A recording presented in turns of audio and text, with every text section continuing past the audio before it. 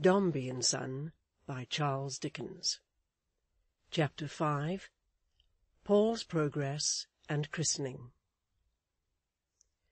Little Paul, suffering no contamination from the blood of the Toodles, grew stouter and stronger every day. Every day, too, he was more and more ardently cherished by Miss Tox, whose devotion was so far appreciated by Mr. Dombey that he began to regard her as a woman of great natural good sense, whose feelings did her credit and deserved encouragement. He was so lavish of this condescension that he not only bowed to her in a particular manner on several occasions, but even entrusted such stately recognitions of her to his sister as, "Pray tell your friend Louisa that she is very good," or, "Mention to Miss Tox, Louisa, that I am obliged to her," specialties which made a deep impression on the lady thus distinguished.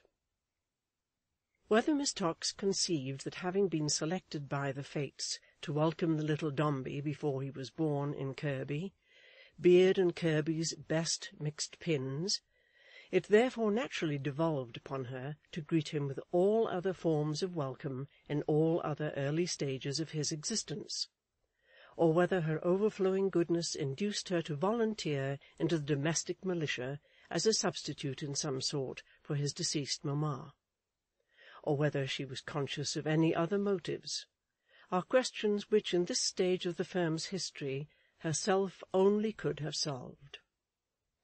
Nor have they much bearing on the fact, of which there is no doubt, that Miss Tox's constancy and zeal were a heavy discouragement to Richards, who lost flesh hourly under her patronage, and was in some danger of being superintended to death. Miss Tox was often in the habit of assuring Mrs. Chick that nothing could exceed her interest in all connected with the development of that sweet child, and an observer of Miss Tox's proceedings might have inferred so much without declaratory confirmation. She would preside over the innocent repasts of the young heir with ineffable satisfaction, almost with an air of joint proprietorship with Richards in the entertainment. At the little ceremonies of the bath and toilet she assisted with enthusiasm. The administration of infantine doses of physic awakened all the active sympathy of her character, and being on one occasion secreted in a cupboard, whither she had fled in modesty, when Mr. Dombey was introduced into the nursery by his sister to behold his son, in the course of preparation for bed, taking a short walk uphill over Richard's gown, in a short and airy linen jacket, Miss Tox was so transported beyond the ignorant present as to be unable to refrain from crying out, "Is he not beautiful, Mr. Dombey? Is he not a Cupid, sir?" and then almost sinking behind the closet door with confusion and blushes. "Louisa," said Mr. Dombey one day to his sister, "I really think I must present your friend with some little token on the occasion of Paul's christening. She has exerted herself so warmly in the child's behalf from the first, and seems to understand her position so thoroughly, a very rare merit in this world, I am sorry to say, that it would really be agreeable to me to notice her." Let it be no detraction from the merits of Miss Tox to hint that in Mr. Dombey's eyes, as in some others that occasionally see the light, they only achieved that mighty piece of knowledge, the understanding of their own position, who showed a fitting reverence for his. It was not so much their merit that they knew themselves, as that they knew him, and bowed low before him. "My dear Paul," returned his sister, "you do Miss Tox the justice, as a man of your penetration was sure I knew to do. I believe if there are 3 words in the English language for which she has a respect amounting almost to veneration, those words are Dombey and Son." "Well," said Mr. Dombey, "I believe it. It does Miss Tox credit."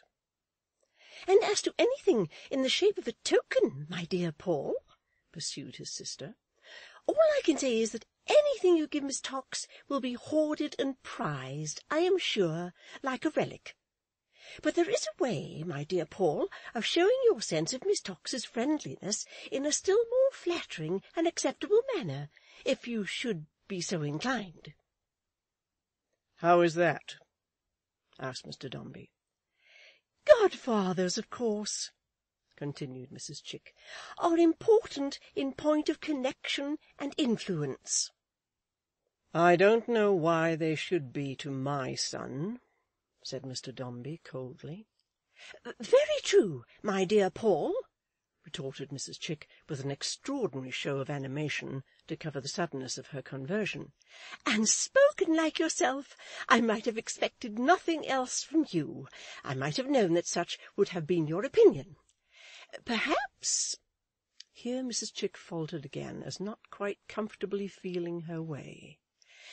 Perhaps that is reason why you might have the less objection to allowing Miss Tox to be godmother to the dear thing, if it were only as deputy and proxy for someone else.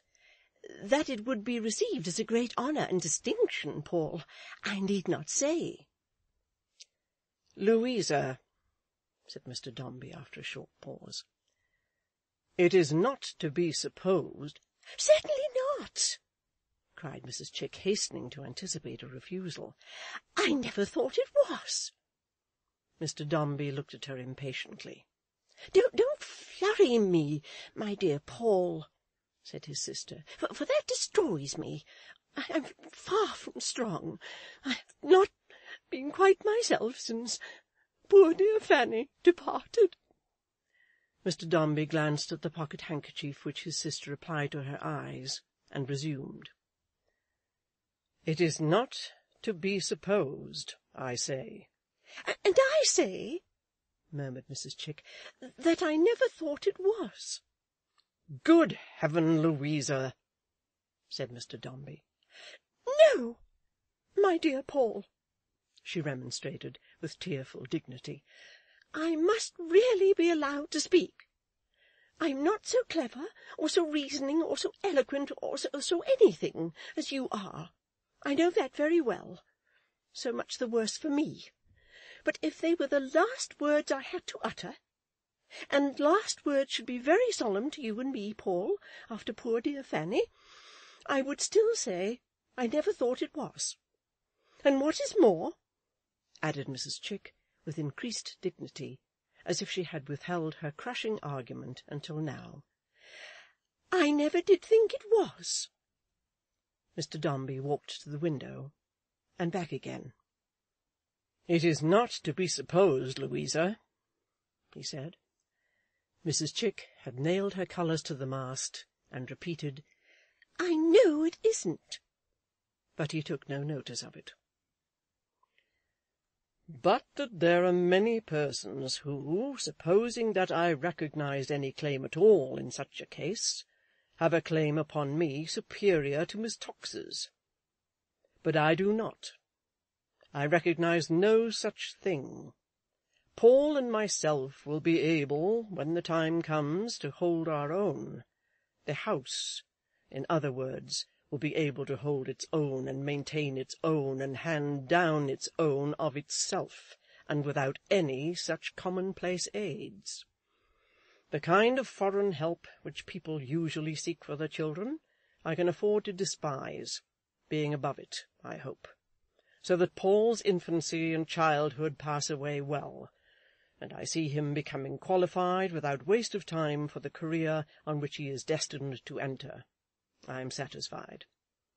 He will make what powerful friends he pleases in after life, when he is actively maintaining, and extending, if that is possible, the dignity and credit of the firm. Until then, I am enough for him, perhaps, and all in all. I have no wish that people should step in between us. I would much rather show my sense of the obliging conduct of a deserving person like your friend. Therefore, let it be so, and your husband and myself will do well enough for the other sponsors, I dare say. In the course of these remarks, delivered with great majesty and grandeur, Mr. Dombey had truly revealed the secret feelings of his breast, an indescribable distrust of anybody stepping in between himself and his son, a haughty dread of having any rival or partner in the boy's respect and deference, a sharp misgiving, recently acquired, that he was not infallible in his power of bending and binding human wills, as sharp a jealousy of any second check or cross. These were at that time the master keys of his soul. In all his life he had never made a friend.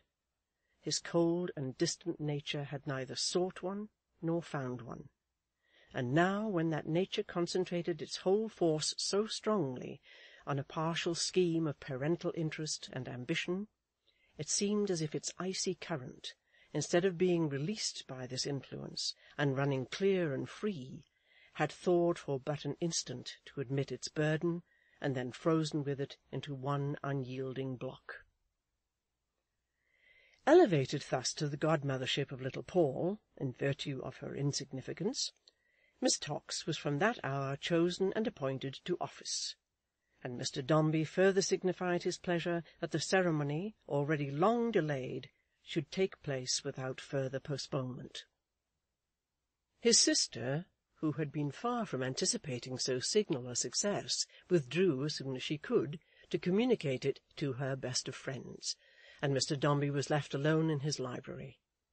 He had already laid his hand upon the bell-rope to convey his usual summons to Richards, when his eye fell upon a writing-desk belonging to his deceased wife, which had been taken, among other things, from a cabinet in her chamber. It was not the first time that his eye had lighted on it. He carried the key in his pocket, and he brought it to his table and opened it now, having previously locked the room door with a well-accustomed hand. From beneath a leaf of torn and cancelled scraps of paper he took one letter that remained entire. Involuntarily holding his breath as he opened this document, and bating in the stealthy action something of his arrogant demeanour, he sat down, resting his head upon one hand, and read it through. He read it slowly and attentively, and with a nice particularity to every syllable. Otherwise than as his great deliberation seemed unnatural, and perhaps the result of an effort equally great, he allowed no sign of emotion to escape him. When he had read it through, he folded and refolded it slowly several times, and tore it carefully into fragments. Checking his hand in the act of throwing these away, he put them in his pocket, as if unwilling to trust them even to the chances of being reunited and deciphered, and instead of ringing as usual for little Paul, he sat solitary all the evening in his cheerless room. There was anything but solitude in the nursery, for there Mrs. Chick and Miss Tox were enjoying a social evening, so much to the disgust of Miss Susan Nipper that that young lady embraced every opportunity of making wry faces behind the door. Her feelings were so much excited on the occasion that she found it indispensable to afford them this relief, even without having the comfort of any audience or sympathy whatever. As the knight-errants of old relieved their minds by carving their mistresses' names in the deserts and wildernesses and other savage places where there was no probability of there ever being anybody to read them, so did Miss Susan Nipper curl her snub nose into drawers and wardrobes, put away winks of disparagement in cupboards, shed derisive squints into stone pitchers, and contradict and call names out in the passage. The two interlopers, however, blissfully unconscious of the young lady's sentiments, saw little Paul safe through all the stages of undressing, airy exercise, supper, and bed, and then sat down to tea before the fire. The two children now lay, through the good offices of Polly, in one room, and it was not until the ladies were established at their tea-table that, happening to look towards the little beds, they thought of Florence. "How sound she sleeps," said Miss Tox. "Why, you know, my dear, she takes a great deal of exercise in the course of the day," returned Mrs. Chick, "playing about little Paul so much." "She is a curious child," said Miss Tox. "My dear," retorted Mrs. Chick in a low voice. "Her mamma, all over." "Indeed," said Miss Tox. "Ah, dear me!" A tone of most extraordinary compassion Miss Tox said it in, though she had no distinct idea why, except that it was expected of her. "Florence will never, never, never be a Dombey," said Mrs. Chick. "Not if she lives to be 1,000 years old." Miss Tox elevated her eyebrows and was again full of commiseration. "I quite fret and worry myself about her," said Mrs. Chick, with a sigh of modest merit. "I really don't see what is to become of her when she grows older, or what position she is to take. She don't gain on her papa in the least. How can one expect she should, when she is so very unlike a Dombey?" Miss Tox looked as if she saw no way out of such a cogent argument as that at all. "And the child, you see," said Mrs. Chick in deep confidence, "has poor dear Fanny's nature. She'll never make an effort in after life, I'll venture to say. Never. She'll never wind and twine herself about her papa's heart like "Like the ivy?" suggested Miss Tox. "Like the ivy," Mrs. Chick assented. "Never. She'll never glide and nestle into the bosom of her papa's affections like the—" "Startled fawn?" suggested Miss Tox. "Like the startled fawn," said Mrs. Chick. "Never. Poor Fanny! Yet how I loved her!" "You must not distress yourself, my dear," said Miss Tox in a soothing voice. "Now really, you have too much feeling." "We have all our faults," said Mrs. Chick, weeping and shaking her head. "I dare say we have. I never was blind to hers. I never said I was. Far from it. Yet how I loved her!" What a satisfaction it was to Mrs. Chick! A commonplace piece of folly enough, compared with whom her sister-in-law had been a very angel of womanly intelligence and gentleness, to patronize and be tender to the memory of that lady, in exact pursuance of her conduct to her in her lifetime, and to thoroughly believe herself, and take herself in, and make herself uncommonly comfortable on the strength of her toleration. What a mighty pleasant virtue toleration should be when we are right, to be so very pleasant when we are wrong, and quite unable to demonstrate how we come to be invested with the privilege of exercising it.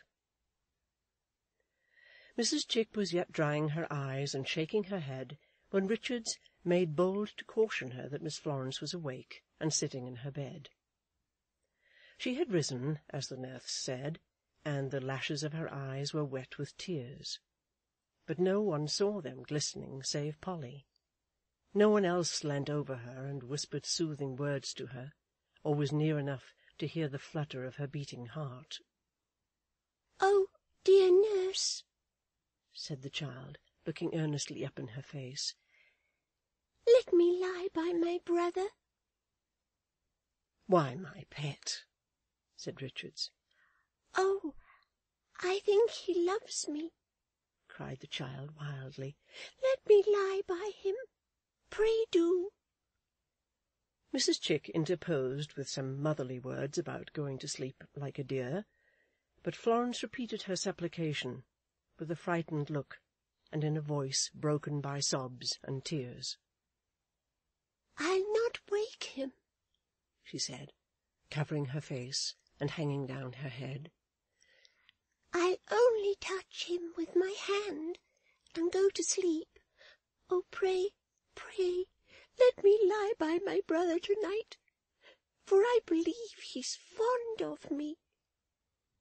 Richard took her without a word, and carrying her to the little bed in which the infant was sleeping, laid her down by his side. She crept as near him as she could without disturbing his rest, and stretching out one arm so that it timidly embraced his neck, and hiding her face on the other, over which her damp and scattered hair fell loose, lay motionless. "Poor little thing," said Miss Tox. "She has been dreaming, I dare say." Dreaming, perhaps, of loving tones for ever silent, of loving eyes for ever closed, of loving arms again wound round her, and relaxing in that dream within the dam which no tongue can relate.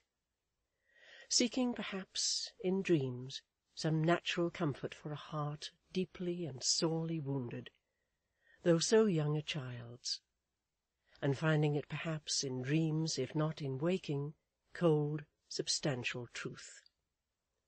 This trivial incident had so interrupted the current of conversation that it was difficult of resumption, and Mrs. Chick, moreover, had been so affected by the contemplation of her own tolerant nature that she was not in spirits. The two friends accordingly soon made an end of their tea, and a servant was dispatched to fetch a hackney cabriolet for Miss Tox. Miss Tox had great experience in hackney cabs, and her starting in one was generally a work of time, as she was systematic in the preparatory arrangements. "Have the goodness, if you please, Towlinson," said Miss Tox, "first of all to carry out a pen and ink, and take his number legibly." "Yes, miss," said Towlinson. "Then, if you please, Towlinson," said Miss Tox, "have the goodness to turn the cushion, which," said Miss Tox apart to Mrs. Chick, "is generally damp, my dear." "Yes, miss," said Towlinson. "I'll trouble you also, if you please, Towlinson," said Miss Tox, "with this card and this shilling. He's to drive to the card, and is to understand that he will not on any account have more than the shilling." "No, miss," said Towlinson. "And I'm sorry to give you so much trouble, Towlinson," said Miss Tox, looking at him pensively. "Not at all, miss," said Towlinson. "Mention to the man, then, if you please, Towlinson," said Miss Tox, "that the lady's uncle is a magistrate, and that if he gives her any of his impertinence, he will be punished terribly. You can pretend to say that, if you please, Towlinson, in a friendly way, and because you know it was done to another man who died." "Certainly, miss," said Towlinson.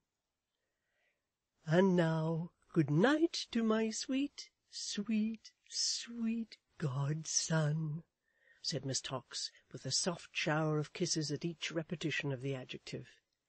"And Louisa, my dear friend, promise me to take a little something warm before you go to bed, and not to distress yourself." It was with extreme difficulty that Nipper the black-eyed, who looked on steadfastly, contained herself at this crisis, and until the subsequent departure of Mrs. Chick. But the nursery being at length free of visitors, she made herself some recompense for her late restraint. "You might keep me in a strait waistcoat for 6 weeks," said Nipper, "and when I got it off, I'd only be more aggravated. Who ever heard the like of them two griffins, Mrs. Richards?" "And then to talk of having been dreaming, poor dear," said Polly. "Oh, you beauties!" cried Susan Nipper, affecting to salute the door by which the ladies had departed. "Never be a Dombey, won't she? It's to be hoped she won't. We don't want any more such. One's enough."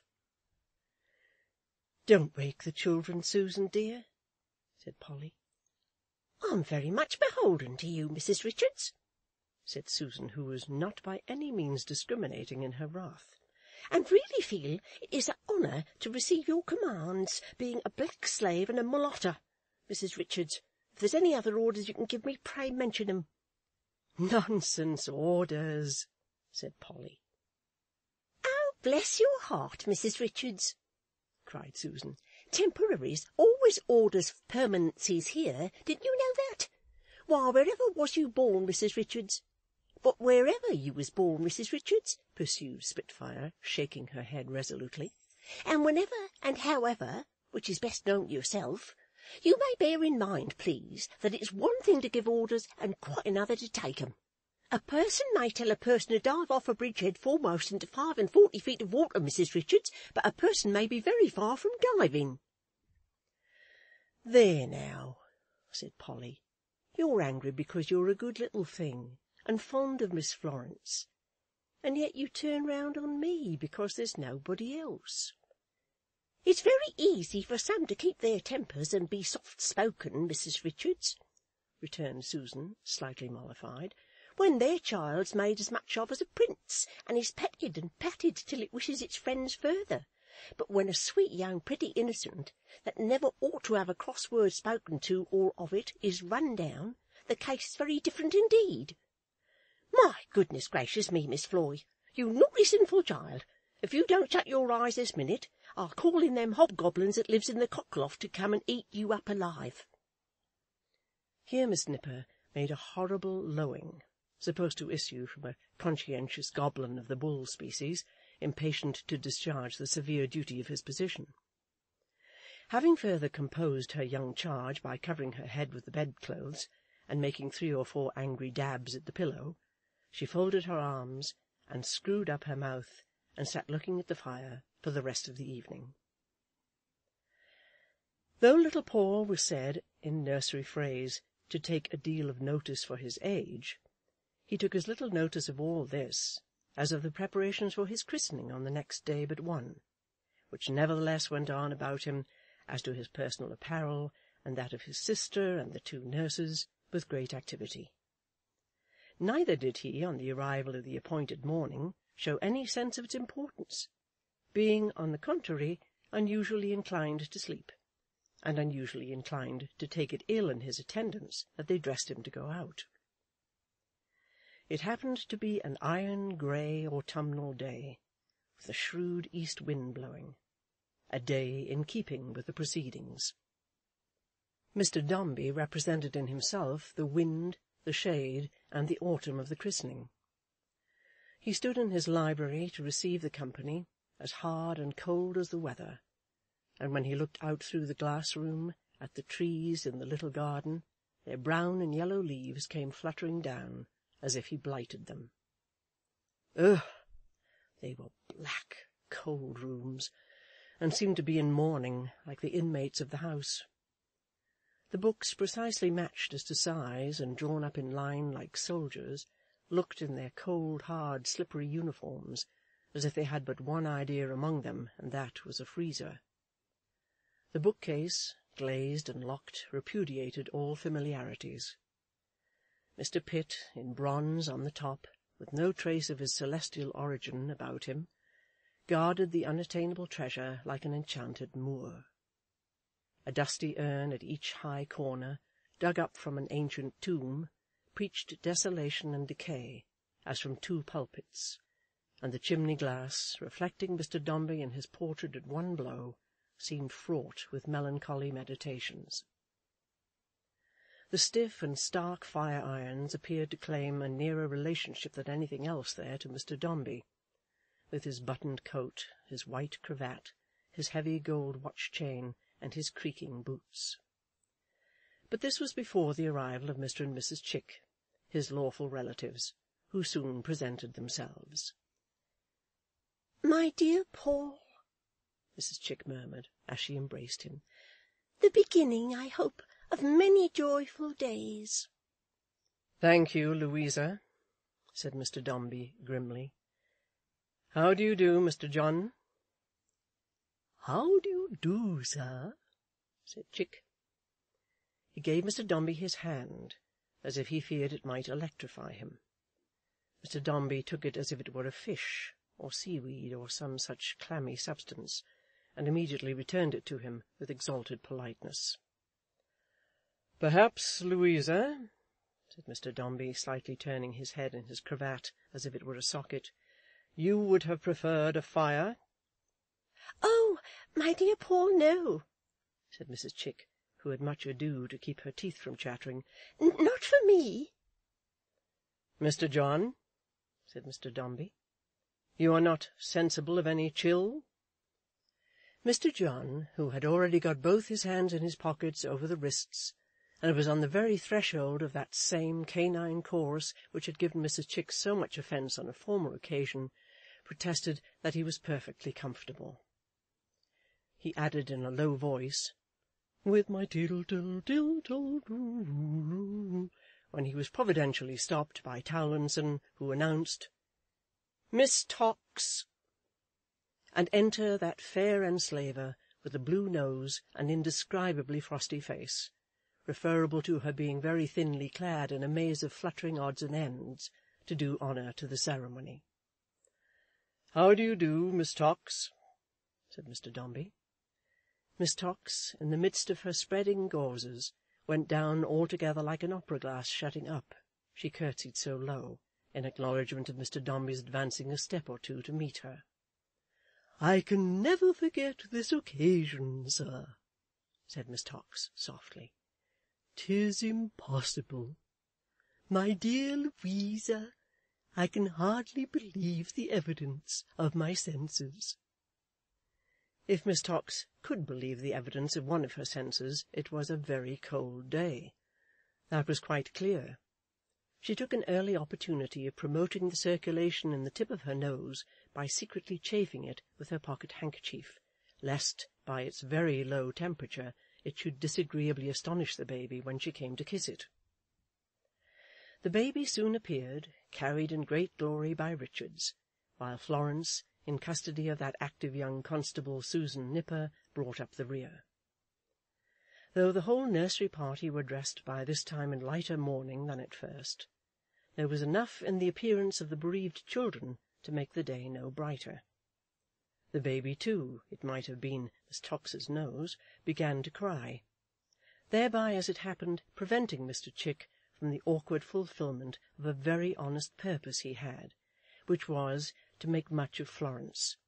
For this gentleman, insensible to the superior claims of a perfect Dombey, perhaps on account of having the honour to be united to a Dombey himself, and being familiar with the excellence, really liked her, and showed that he liked her, and was about to show it in his own way now, when Paul cried, and his helpmate stopped him short. "Now, Florence, child," said her aunt briskly, "what are you doing, love?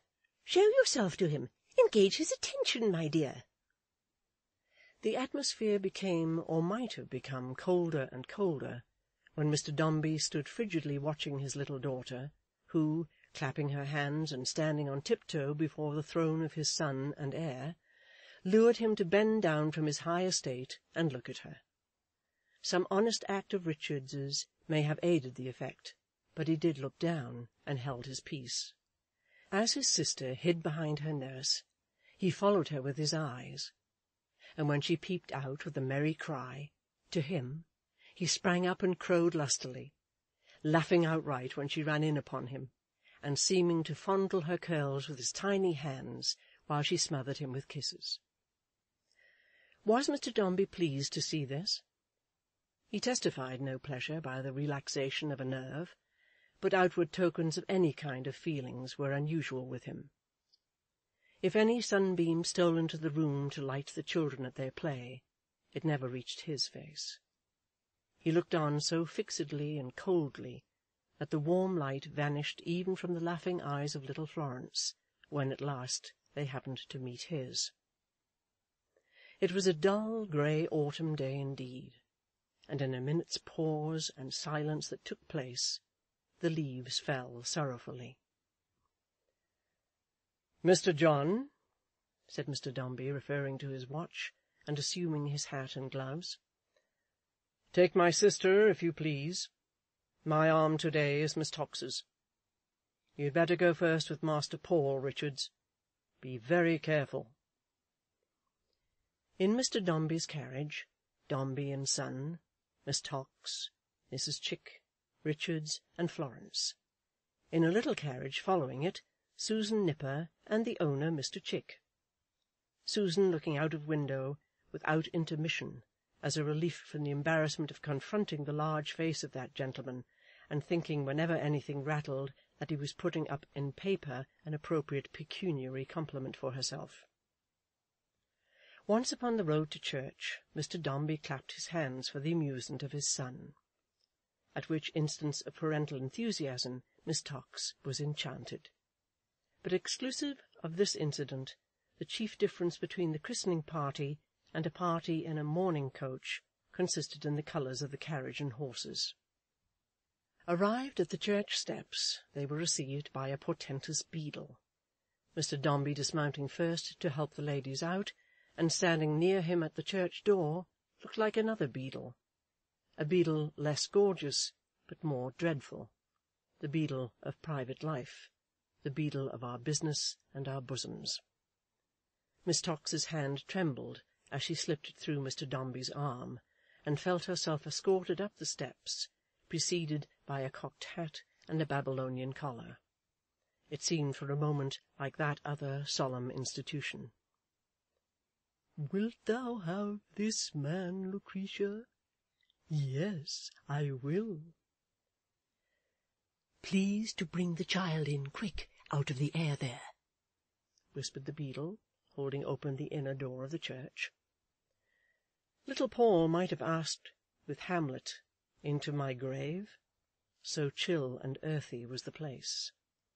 The tall shrouded pulpit and reading desk, the dreary perspective of empty pews stretching away under the galleries, and empty benches mounting to the roof and lost in the shadow of the great grim organ, the dusty matting and cold stone slabs, the grisly free seats in the aisles, and the damp corner by the bell-rope, where the black trestles used for funerals were stowed away, along with some shovels and baskets and a coil or two of deadly-looking rope.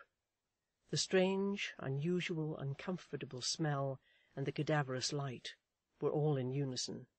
It was a cold and dismal scene. "There's a wedding just on, sir," said the beadle, "but it'll be over directly, if you'll walk into the westry here." Before he turned again to lead the way, he gave Mr. Dombey a bow and a half-smile of recognition, importing that he, the beadle, remembered to have had the pleasure of attending on him when he buried his wife, and hoped he had enjoyed himself since. The very wedding looked dismal as they passed in front of the altar. The bride was too old, and the bridegroom too young, and a superannuated beau with one eye and an eyeglass stuck in its blank companion was giving away the lady, while the friends were shivering. In the vestry the fire was smoking, and an overaged and overworked and underpaid attorney's clerk, making a search, was running his forefinger down the parchment pages of an immense register, one of a long series of similar volumes, gorged with burials. Over the fireplace was a ground plan of the vaults underneath the church, and Mr. Chick, skimming the literary portion of it aloud by way of enlivening the company, read the reference to Mrs. Dombey's tomb in full before he could stop himself. After another cold interval, a wheezy little pew-opener afflicted with an asthma, appropriate to the churchyard if not to the church, summoned them to the font, a rigid marble basin which seemed to have been playing a churchyard game at cup and ball with its matter-of-fact pedestal, and to have been just at that moment caught on the top of it. Here they waited some little time while the marriage party enrolled themselves, and meanwhile the wheezy little pew-opener, partly in consequence of her infirmity, and partly that the marriage party might not forget her, went about the building coughing like a grampus. Presently the clerk, the only cheerful-looking object there, and he was an undertaker, came up with a jug of warm water, and said something, as he poured it into the font, about taking the chill off, which millions of gallons boiling hot could not have done for the occasion. Then the clergyman, an amiable and mild-looking young curate, but obviously afraid of the baby, appeared like the principal character in a ghost story, a tall figure all in white, at sight of whom Paul rent the air with his cries, and never left off again till he was taken out, black in the face. Even when that event had happened, to the great relief of everybody, he was heard under the portico during the rest of the ceremony, now fainter, now louder, now hushed, now bursting forth again with an irrepressible sense of his wrongs.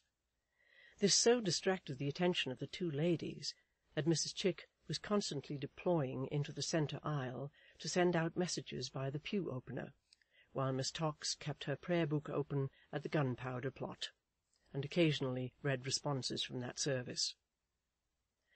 During the whole of these proceedings, Mr. Dombey remained as impassive and gentlemanly as ever, and perhaps assisted in making it so cold that the young curate smoked at the mouth as he read. The only time that he unbent his visage in the least was when the clergyman, in delivering very unaffectedly and simply the closing exhortation relative to the future examination of the child by the sponsors, happened to rest his eye on Mr. Chick, and then Mr. Dombey might have been seen to express by a majestic look that he would like to catch him at it. It might have been well for Mr. Dombey if he had thought of his own dignity a little less, and had thought of the great origin and purpose of the ceremony in which he took so formal and so stiff a part a little more. His arrogance contrasted strangely with its history. When it was all over, he again gave his arm to Miss Tox, and conducted her to the vestry, where he informed the clergyman how much pleasure it would have given him to have solicited the honour of his company at dinner, but for the unfortunate state of his household affairs. The register signed, and the fees paid, and the pew-opener, whose cough was very bad again, remembered, and the beadle gratified, and the sexton, who was accidentally on the doorsteps, looking with great interest at the weather, not forgotten, they got into the carriage again, and drove home in the same bleak fellowship.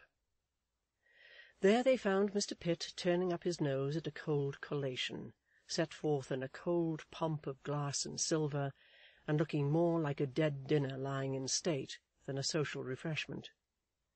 On their arrival, Miss Tox produced a mug for her godson, and Mr. Chick a knife and fork and spoon in a case.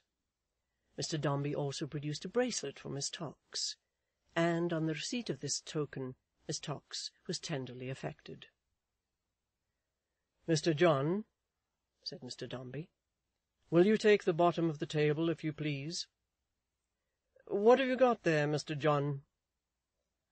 "I've got a cold fillet of veal here, sir," replied Mr. Chick, rubbing his numbed hands hard together. "What have you got there, sir?" "This," returned Mr. Dombey, "is some cold preparation of calf's head, I think. I see cold fowls, ham, patties, salad, lobster. Miss Tox will do me the honour of taking some wine. Champagne to Miss Tox."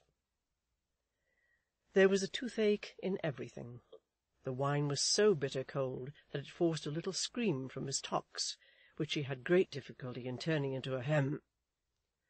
The veal had come from such an airy pantry that the first taste of it had struck a sensation as of cold lead to Mr. Chick's extremities. Mr. Dombey alone remained unmoved. He might have been hung up for sale at a Russian fair as a specimen of a frozen gentleman. The prevailing influence was too much even for his sister. She made no effort at flattery or small talk, and directed all her efforts to looking as warm as she could. "Well, sir," said Mr. Chick, making a desperate plunge, after a long silence, and filling a glass of sherry, "I shall drink this, if you'll allow me, sir, to little Paul." "Bless him," murmured Miss Tox, taking a sip of wine. "Dear little Dombey," murmured Mrs. Chick. "Mr. John," said Mr. Dombey, with severe gravity, "my son would feel and express himself obliged to you, I have no doubt, if he could appreciate the favour you have done him. He will prove in time to come, I trust, equal to any responsibility that the obliging dispositions of his relations and friends, in private, or the onerous nature of our position in public, may impose upon him." The tone in which this was said admitting of nothing more, Mr. Chick relapsed into low spirits and silence. Not so Miss Tox, who, having listened to Mr. Dombey with even a more emphatic attention than usual, and with a more expressive tendency of her head to one side, now leant across the table and said to Mrs. Chick softly, "Louisa." "My dear," said Mrs. Chick. "Onerous nature of our position in public may— I have forgotten the exact term." "Expose him to—" said Mrs. Chick. "Pardon me, my dear," returned Miss Tox, "I think not. It was more rounded and flowing. Obliging disposition of relations and friends in private, or onerous nature of position in public, may impose upon him." "Impose upon him, to be sure," said Mrs. Chick. Miss Tox struck her delicate hands together lightly in triumph, and added, casting up her eyes, "Eloquence, indeed!" Mr. Dombey, in the meanwhile, had issued orders for the attendance of Richards, who now entered curtsying, but without the baby, Paul being asleep after the fatigues of the morning. Mr. Dombey, having delivered a glass of wine to this vassal, addressed her in the following words. Miss Tox previously settling her head on one side, and making other little arrangements for engraving them on her heart. "During the 6 months or so, Richards, which have seen you an inmate of this house, you have done your duty. Desiring to connect some little service to you with this occasion, I considered how I could best effect that object, and I also advised with my sister, Mrs. "Chick," interposed the gentleman of that name. "Oh, hush, if you please," said Miss Tox. "I was about to say to you, Richards," resumed Mr. Dombey with an appalling glance at Mr. John, "that I was further assisted in my decision by the recollection of a conversation I held with your husband in this room, on the occasion of your being hired, when he disclosed to me the melancholy fact that your family, himself at the head, were sunk and steeped in ignorance." Richards quailed under the magnificence of the reproof. "I am far from being friendly," pursued Mr. Dombey, "to what is called by persons of levelling sentiments general education, but it is necessary that the inferior classes should continue to be taught to know their position and to conduct themselves properly. So far I approve of schools. Having the power of nominating a child on the foundation of an ancient establishment called, from a worshipful company, the Charitable Grinders, where not only is a wholesome education bestowed upon the scholars, but where a dress and badge is likewise provided for them, I have, first communicating through Mrs. Chick with your family, nominated your eldest son to an existing vacancy, and he has this day, I am informed, assumed the habit. The number of her son, I believe," said Mr. Dombey, turning to his sister and speaking of the child as if he were a hackney coach, "is 147. Louisa, you can tell her." 147, said Mrs. Chick. "The dress, Richards, is a nice warm blue blaze-tailed coat and cap, turned up with orange-coloured binding, red worsted stockings, and very strong leather small-clothes. One might wear the articles oneself," said Mrs. Chick with enthusiasm, "and be grateful." "There, Richards," said Miss Tox, "now indeed you may be proud. The Charitable Grinders." "I'm sure I'm very much obliged, sir," returned Richards faintly, "and take it very kind that you should remember my little ones." At the same time a vision of Biler as a charitable grinder, with his very small legs encased in the serviceable clothing described by Mrs. Chick, swam before Richard's eyes and made them water. "I'm very glad to see you have so much feeling, Richards," said Miss Tox. "It makes one almost hope, it really does," said Mrs. Chick, who prided herself on taking trustful views of human nature, "that there may yet be some faint spark of gratitude and right feeling in the world." Richards deferred to these compliments by curtsying and murmuring her thanks, but finding it quite impossible to recover her spirits from the disorder into which they had been thrown by the image of her son in his precocious nether garments, she gradually approached the door, and was heartily relieved to escape by it. Such temporary indications of a partial thaw that had appeared with her, vanished with her, and the frost set in again, as cold and hard as ever. Mr. Chick was twice heard to hum a tune at the bottom of the table, but on both occasions it was a fragment of the Dead March in Saul. The party seemed to get colder and colder, and to be gradually resolving itself into a congealed and solid state, like the collation round which it was assembled.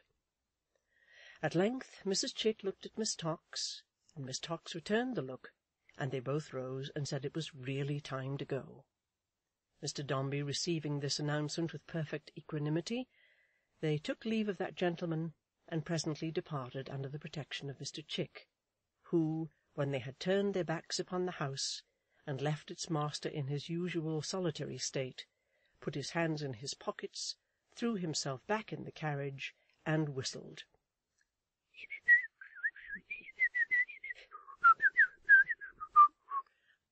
With a hey-ho chevy all through, conveying into his face as he did so an expression of such gloomy and terrible defiance that Mrs. Chick dared not protest or in any way molest him. Richards, though she had little Paul on her lap, could not forget her own firstborn. She felt it was ungrateful, but the influence of the day fell even on the charitable Grinders, and she could hardly help regarding his pewter badge, number 147, as somehow a part of its formality and sternness. She spoke, too, in the nursery of his blessed legs, and was again troubled by his spectre in uniform. "I don't know what I wouldn't give," said Polly, "to see the poor little dear before he gets used to 'em." "Why then, I'll tell you what, Mrs. Richards," retorted Nipper, who had been admitted to her confidence. "See him, and make your mind easy." "Mr. Dombey wouldn't like it," said Polly. "Oh, wouldn't he, Mrs. Richards?" retorted Nipper. "He'd like it very much, I think, when he was asked." "You wouldn't ask him, I suppose, at all?" said Polly. "No, Mrs. Richards, quite contrary," returned Susan. "And them two inspectors, Tox and Chick, not intending to be on duty to-morrow, as I heard 'em say, me and Miss Floy will go along with you to-morrow morning, and welcome, Mrs. Richards, if you like, for we may as well walk there as up and down a street, and better too." Polly rejected the idea pretty stoutly at first, but by little and little she began to entertain it, as she entertained more and more distinctly the forbidden pictures of her children and her own home. At length, arguing that there could be no great harm in calling for a moment at the door, she yielded to the Nipper proposition.